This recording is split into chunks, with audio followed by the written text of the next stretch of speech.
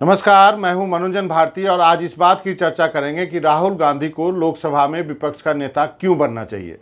जो नियम है उसके अनुसार किसी भी राजनीतिक दल को, यदि वो सरकार में शामिल नहीं है और उसको जितनी लोकसभा में सांसदों की संख्या है उसका 10% सांसद यदि उनके चुनकर आते हैं तो वो लोकसभा में विपक्ष के नेता बन सकते हैं।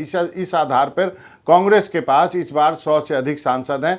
यदि बाकी सांसदों ने जो उनको समर्थन दिया है उनकी संख्या जोड़ करके, तो कांग्रेस का इस बार लोकसभा में एलओपी यानी विपक्ष का नेता बन सकता है, क्योंकि सरकार में शामिल नहीं है।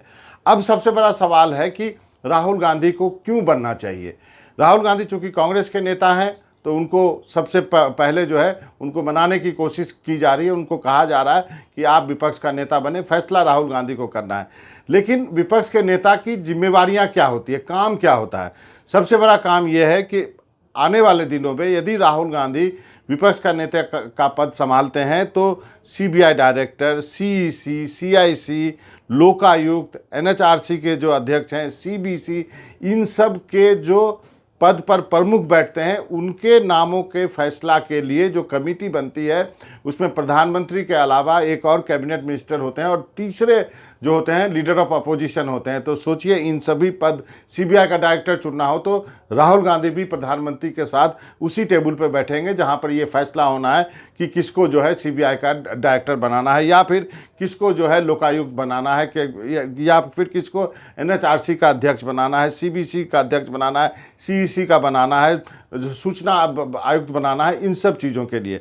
दूसरा सबसे महत्वपूर्ण कार्य जो है लीडर ऑफ अपोजिशन का होता है कि वो पीएसी यानी पब्लिक अकाउंट्स कमेटी यानी लेखा समिति के प्रमुख होते हैं लोकसभा में। और लेखा जो समिति है उसमें सारे आर्थिक फैसलों के, सरकार के फैसलों की आप समीक्षा कर सकते हैं। सरकार कहाँ पे क्या खर्च कर रही है उसकी समीक्षा कर सकते हैं और उस पर अपनी टिप्पणी लिख सकते हैं और वो टिप्पणी जो है लोकसभा में वापस लाई जाएगी कि ये पीएसी के अध्यक्ष ने ये बात लिखी है, क्योंकि पीएसी का अध्यक्ष जो लीडर ऑफ अपोजिशन होता है।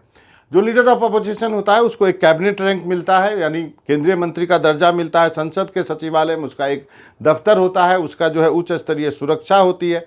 लेकिन अभी पिछले 10 सालों तक ये पद खाली था। वजह ये थी कि कांग्रेस के पास 54-55 से ज़्यादा सांसद नहीं थे। लेकिन ये पहली बार नहीं हुआ है। आज़ादी के बाद से 1969 तक जो है नेता प्रतिपक्ष का पद खाली रहा। 1969 में पहली बार राम सुहाग सिंह जो है वो नेता प्रतिपक्ष बनाए गए, तो वो कांग्रेस ओ से आते थे।